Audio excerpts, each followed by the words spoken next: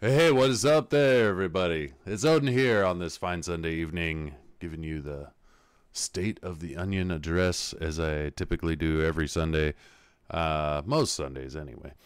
And onions have layers, as the great Shrek once said. They do have layers, and they're ever growing. Um, so we'll give you all the news and updates on what's going on in my world, in the world of Broken Compass Entertainment, etc. Tonight, I am enjoying some bourbon from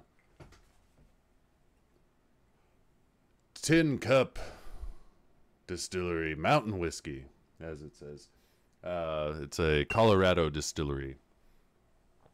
I picked this up at a local liquor store here in Missouri, and I really wanted to try something because we're close to Kentucky. I figured there'd be some great distilleries here in Missouri. It's close enough to Kentucky. It should be bourbon country in my mind.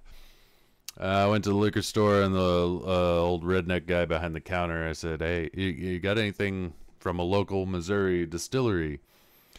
And he looked at me like I had three heads, and he said, "We don't got anything like that." And I was like, "I don't think you understand what I'm asking, but whatever." Um, I think it came across bougie to him, and he's like, "We're a fucking liquor store, you dumbass," you know. And I'm like, "Yeah, the distillery liquor, like." You would think he would know what I was talking about, but it didn't seem like he did. And I went, "I'll go check it out," and I didn't find anything local apparently. So I found Tin Cup, which is a go-to of mine if they have it, and they don't have anything else that I like, but because it's relatively modestly priced for how good the whiskey is. So. But I did want to try something that was indicative of the people and their culture here in Missouri, and I found nothing. So, if you know of anything, I mean, it's as simple as a Google search for me. But if you know of anything, you can drop a comment down below and let me know. But so I'm guessing the refunds went through because I got several DMs recently about like what's going on with Kill Them Dead. I saw the refund come through. So I announced it in my last video, so a week ago, and on several streams that I've been on, I've talked about it, as well as we made a campaign update, which was very well written by James. It's kind of like, you know, corporation press release style, but it was a pretty good summation of what's going on and why we decided to refund the backers on the campaign. Rest assured, the most important thing is that we are not giving up on the project. As a matter of fact, we're almost reinvigorated, I would say. But we did feel it was best to take a step back and reassess the approach. For whatever reason, we didn't come very close to our funding goal. And I could say for whatever reason, it falls squarely on our shoulders. Like we didn't have as clear of a vision as we thought we had. And there's all kinds of excuses I could throw out there, personal life stuff that was well documented in all my videos, because I never shut up about, like, I just moved, I'm in a new house and a new place and a new job, and all that withstanding, it was happening right through the midst of launching this campaign, and that's me personally. James started a new job. Sebastian is just about to move, and there was just so much vying for our attention and in our personal lives, and those are excuses. I get it. Whatever the case, excuses or not, you know, we kind of fumbled the ball a little bit as far as our promotion and our vision. Because we really believed in this project. We thought it was, we still think it's like the coolest thing ever, and we're super excited about it. But uh, like I say for whatever reason, but the reasons are there. Um, it did not do as well as we thought. So our we had a meeting of the minds between James, Sebastian, and myself, and we just said, let's refund the backers, the awesome backers, the people who did catch the vision, who we thank so much. But let's refund. Let's take a step back, reassess, look at our approach. Let's marshal the ideas and the lessons we've learned into a much more focused approach next year when the dust had settled from our personal lives a little bit more as well. Like I said, I've got all these things well documented. I moved to a new place and a new job and all this.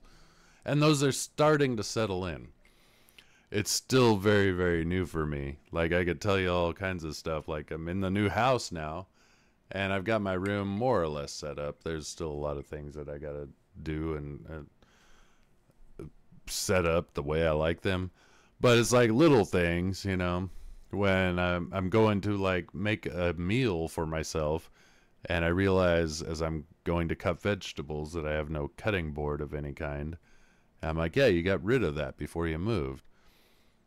And then I cook some noodles, and then I go, you have nothing to strain the noodle. You have no colander. Yeah, you got rid of that before you moved.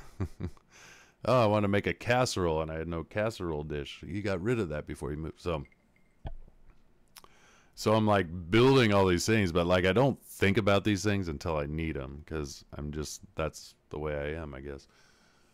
And I'm thinking that tools-wise, once spring hits, I'm going to be like mad tool buying, because that's when this property, this new place that I got, that's when everything's going to start showing itself. Like, you need to take care of this. You need to take care of that. And I'm going to be like, oh, you got rid of that tool. Because there was something when I moved, I wanted to travel really light. And there was something, I guess, romantic about get rid of all your shit, move to a new place, and start all over again. That's great, and there is something romantic about that, but it's expensive, and you don't realize what you need till you need it, and not the least of which is a truck, which I'm in the market for right now. But like when I moved, I got rid of my old truck for a song because I had two vehicles. And I decided to keep the car just because it seemed like the more responsible, better gas mileage and stuff. It's like, well, if I need a truck, I can rent something. I don't know. I don't know what I was thinking, but that was my thought process. And, I think in hindsight, it'll probably be the better way to go. Plus, I was able to bless a former coworker, a friend. Her and her husband, she had talked to me about like, oh, we need to get a truck and we just don't know what to do and blah, blah, blah. And right before I moved, I went, you know what? You guys needed a truck. Here's my truck. It's a beast of a truck. It was so my baby. It was such a great truck. And, and I'm like, I'll give it to you guys for virtually nothing, it's yours. And they're very blessed, and they love it. She keeps telling me how much her husband is like making it his, and it makes me happy. But on the same hand, I'm like, oh shit, nobody's gonna do me that kind of solid now that I'm looking for a truck. So for what I sold it for, I'm gonna be paying 3 times as much to get the truck I want. And so I'm just watching all my finances just dip, but the new job's going great. Everything's going great. All that to say, like, that was a lot of turmoil, tumultuous, lots of change going on. And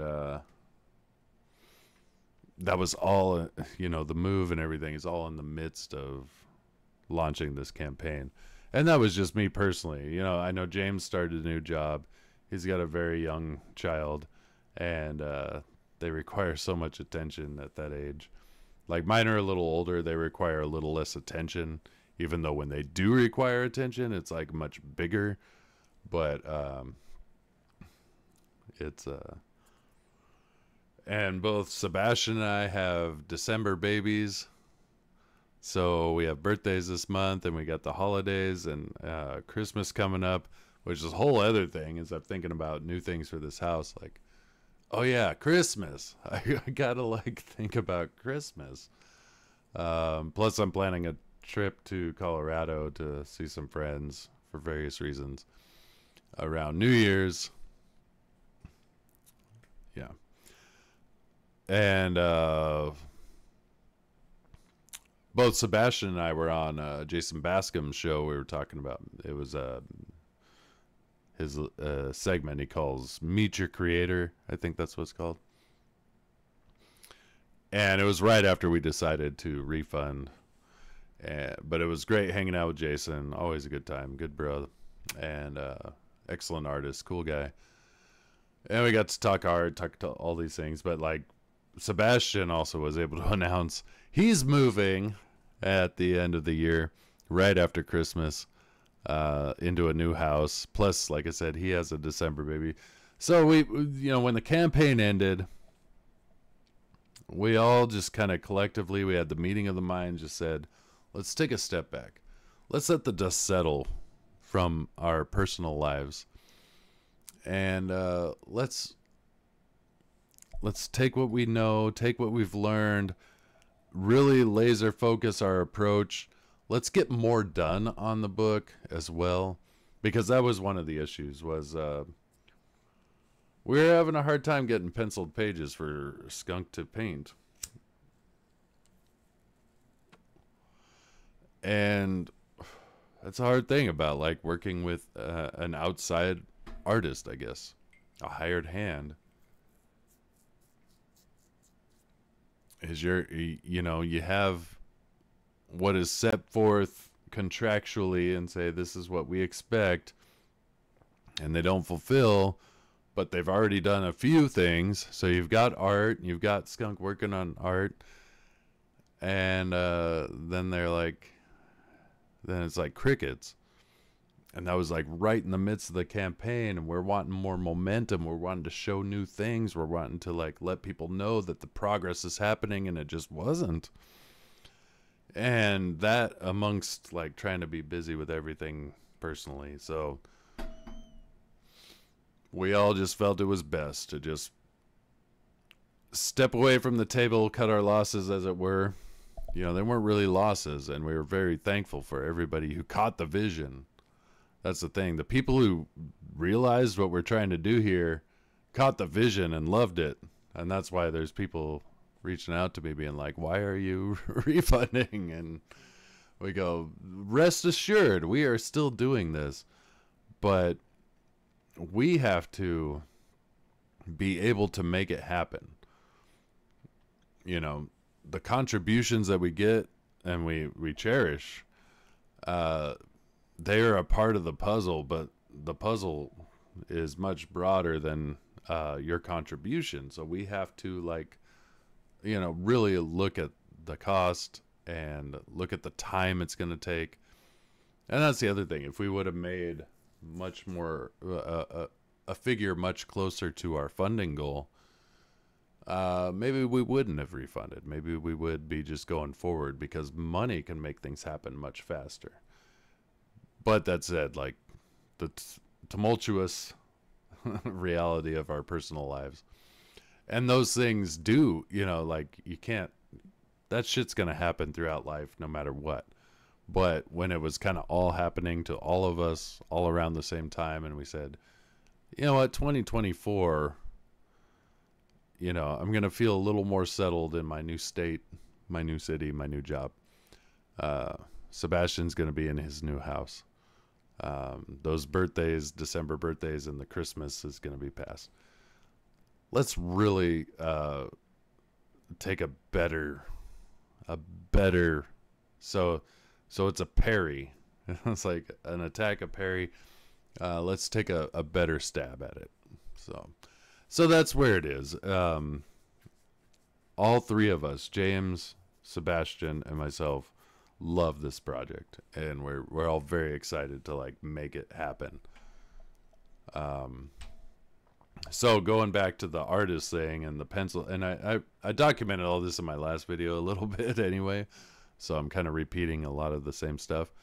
But just because I got DMs, and if anybody's listening, it's maybe a little more comprehensive.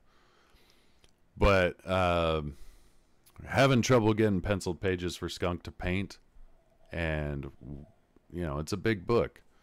There's a lot of pages, and that just was unacceptable at a certain point. So one of the decisions that was made was that I'm going to be penciling the book now, which I'm very excited for. It'll slow the progress on Shove Volume 2, which I'm also very excited for. But at least this way we have some control over it. Like if there's any whip cracking that needs to be going on, it'll be from James and Skunk on me, So I did share this, and I can show it on here. This is the first page I penciled. I don't know if we can even see that. Yeah, you can kind of see that. So I got one page penciled. I got another one that I'm working on, but you won't be able to see shit. It's going to look like practically white, but you might see something of something in there. But that's the thing. Like, rest assured, like, we're still moving forward. And when we relaunch, we're going to have a lot more done. Because that's a question that comes up, How much do you actually have done? And it's like, it was disappointing to be like, if like pages were coming through and we were getting, and we were just subject to somebody else, and that's a hard thing. And so it was hard to answer that question, be like, well, we got this much done, and but now it's like, if I get asked that by like 20 people, I'm like, fuck yeah. They're all wondering how far along we are. I'm working on this shit right now, Like, it feels different when it's in your hands a little more like that. We'll have some more of the music done, by the time we launch again. So all those things, I don't know when in 2024 we will, but we really did need to, and I don't want to say that we launched prematurely. It was a great launch. There was so much cool things about it, and again, so thankful for all the backers. But and hopefully you all come back when we relaunch, because if you caught the vision, I think you really do understand this is like a cool thing. It's different than anything else out there. I'm not going to go through the whole spiel. That is something that we also need to refine, our elevator pitch and stuff. But it's hard to have an elevator pitch when you're like adding so much shit to one campaign, to try to sum it up succinctly, so oftentimes what would happen was we would talk about the coolness of it, and people are like, yeah, but what is it about? And then it's like, oh shit, we didn't even address that. And then you start doing that, but after a while, that's like a half-hour spiel. They're like trying to explain it. So I'm going to try to write up a copy of something and I'm going to be like, let's just memorize this.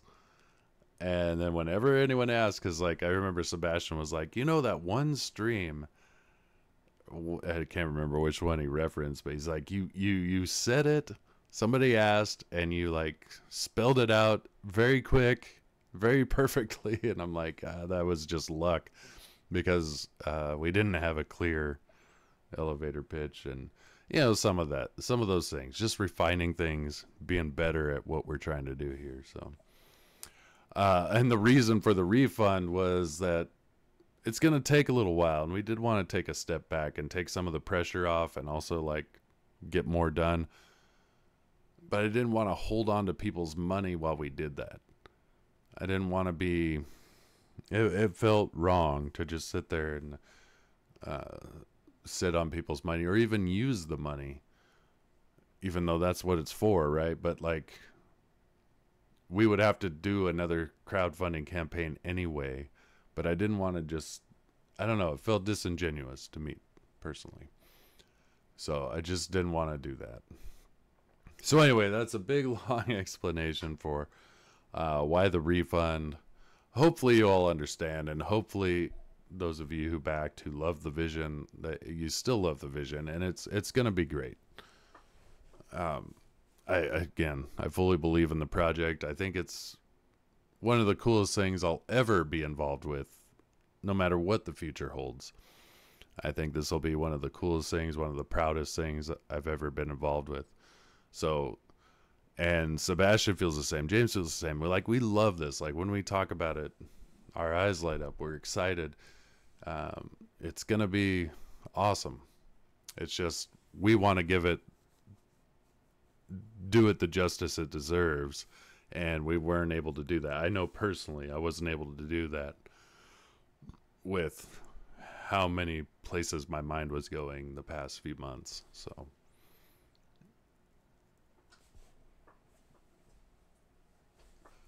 So that's Unconditional Shove. Other than that, we got the holidays coming up. Like I said, it was my kid's birthday, my youngest, and she's growing up. She's another year older. That's crazy to me. They just keep freaking growing. It's a joke I always use. I stole it from Norm Macdonald, which I steal a lot of my jokes from Norm Macdonald. But he was on David Letterman. He's like, oh yeah, kids, man, they grow up so slow. He's like, it's hardly discernible day to day. And he did that because it's just juxtaposition from what most people say is they grow up so fast. The reality is day to day they grow up so slow, but they grow up so fast. And the time is precious, and all these birthdays are just precious, and this Christmas coming up. I can remember Christmases that we had, like the house that I built. Like I can remember the first Christmas we had there.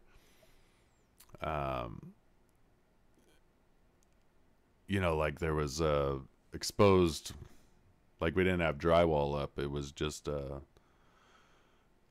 bats, the insulation bats, and it was like that for a while. And the kids, when they were younger, but we didn't have electricity in that place, and we didn't have hot water, and we would boil water on a wood burning stove, and we had a big Rubbermaid bin, and pour the water in the bin. That's how they would take their baths. And it's like they're pretty young. My oldest, I'm sure she'll remember that more than the rest, but those are weird memories, and it's like crazy. And they're like, I remember I was just talking to my one kid about that, how she kind of resented that because her friends had like normal houses and ours was in transition, and she was embarrassed to like have friends over. And I'm like, I get that. We had this plan, and we sunk what we had, and we tried to build, and all while you were like, young and growing up and going to school. And it was an interesting time. But as they get older, because I know personally, like those weird moments in life, that's where your family feels like family, is because you kind of like went through that together. So even with this move and into this house, I'm telling the girls that I'm like, like in this moment of transition and like newness, you're never gonna forget the feeling of this time, and where things aren't perfect and things are kind of out of balance. Like I said, I'm sitting there getting ready to make a meal for my kids, and I'm like, I got no cutting board, I got no casserole dish, and I'm like thinking of those things. I'm like, shit, next time we're at the store, let's make a list. And then they got their own lists. They're like, Dad, you need this for your house. I'm like, fuck, Yeah, you're right. Another thing I gotta buy. You know? But it's those moments, you know, and that's in the moment they're like kind of frustrating, but with the passing of time, those become the endearing things. Because when everything's comfortable and everything's moving smoothly, you don't make memories. Those memories just kind of come and go. It's when things are like tumultuous and like crazy. That's when like you look back and you're like, I remember, and you have those moments. With my kids, it's when we go camping, or if we just have a fire pit in the backyard, and I insist that they put their phones away or whatever. Like we're just gonna hang out and we're gonna talk, yeah, and hang out. But it always turns to reminiscing about like yesteryear, the time past. And the times that come up are the tumultuous times. It's not when things are moving smoothly and everything's right in the world. Nobody remembers that shit. It's always when things are in transition, when they're weird, and those are when the memories are made. So, as much as we decided to take a step back from the table, but we're gonna ante back up. We're gonna drop it down and do it again. But I'm never gonna forget. I'm never gonna forget this time. A crazy time in my life. A lot going on, and I can explain it to you guys.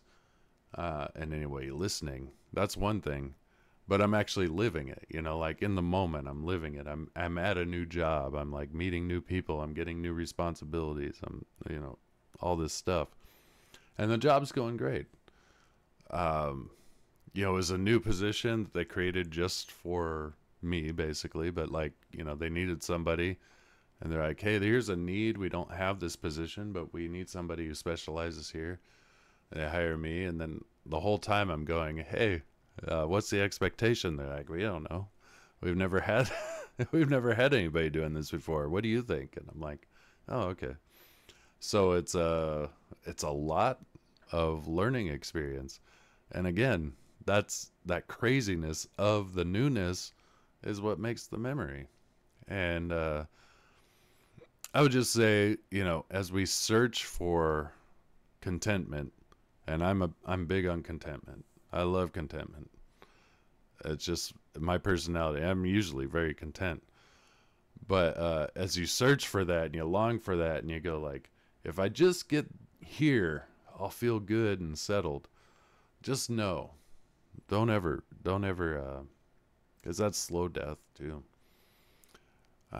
People who die younger than they should, it's because they kind of like got to that plateau and they're just like, yeah, I'm here on my mountaintop.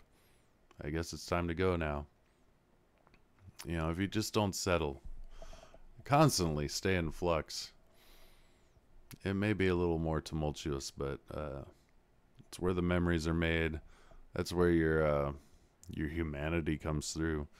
Because once you're settled and on your plateau, I mean, that's it. I'll end with this because I'll never forget. My grandpa, who lived to be, I can't remember how long he lived. I think he was 93 when he passed away. Long, long life. And into his 80s, working. He was always building. He'd build a shed, and he'd tear it down and build another one. And on his little property there, and he was just building, and then he would build another shed and build another outbuilding or whatever. He was constantly like building things. And I gave him shit one time as a young man. It didn't make sense to me. I'm like, Grandpa, you tear down one shed and you build another one. Like, what the hell? Like, why do you keep doing this? And he looked at me as sober and dead on as he could. Just kind of like, he's like, Odin, if I don't do this, I'll die. And I was like, and it just clicked with me in that moment, even as a young man, because I remember thinking like, how stupid is it? He tears down a shed, he builds another one. it gave him purpose. It gave him something to do. It gave him, like, it shook things up, you know? Like, he would build up the property exactly how he liked it. And if he just sat there on his laurels and enjoyed, you know, he would die. But he said, no, we'll tear that one down and we'll build this one and we'll try this and just change that. But the fact that he was so self-aware as to why he was doing it, and he explained it to me in that curt, I mean, he was he was anything if he wasn't curt, like that was him. But he said, Odin, if I don't do this, I'll die. And he had a routine. I remember I'd work with him, I'd help him build stuff, and then we'd have lunch. And you know, it was getting hard for him, so I was doing most of the work, but he'd kind of tell me what to do. And then in the evening he'd have his whiskey and just kind of like, I remember I didn't understand it back then. Now I understand it. He would finish something and he'd go out there and just kind of stare at what he did all day. He would just stare at what he did all day and look at the stars, kind of stumble around a little bit as he enjoyed his whiskey. But here's to you, Grandpa Mike. What a guy. But he understood. If he stopped doing it, he would die. So embrace the craziness. Always be looking for the next avenue, the next thing. Because once you settle, that's it. That's the end. And maybe there's a time when that's what you want. But until that time comes, constantly be building new sheds. And with that, wherever you're at in life, because I need to go to bed, wherever you're at in life, I hope you're facing all your obstacles with confidence, courage, and power.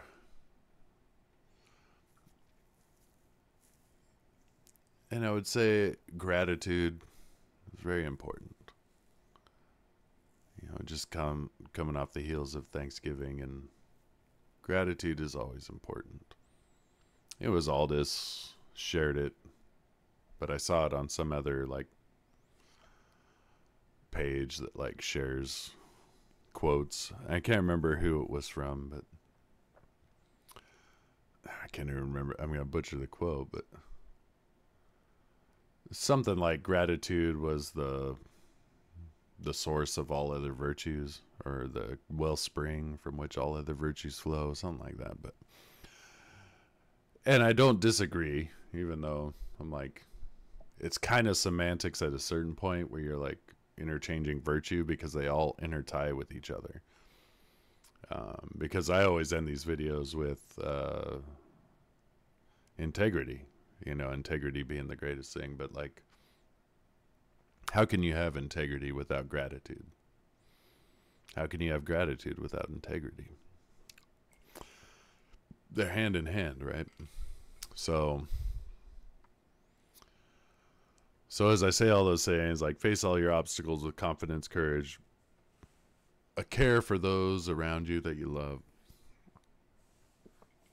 and above all, integrity. And things will usually work out for you. So, that said, until next time, I do hope that you're doing awesome. I do hope that all those virtuous things, that you're pursuing those and wanting those in your life, and actively making them a part of your person. And until next time, that's all I got. I was going to do a Red Dwarf thing, but I got long-winded, and we'll do that next time. So, but I'm wearing my Red Dwarf shirt. Spin my nipple nuts and send me to Alaska. There you go. Or spin my nipple nuts and send me to Alaska. Anyway, this is Odin here. Take care. We'll see ya.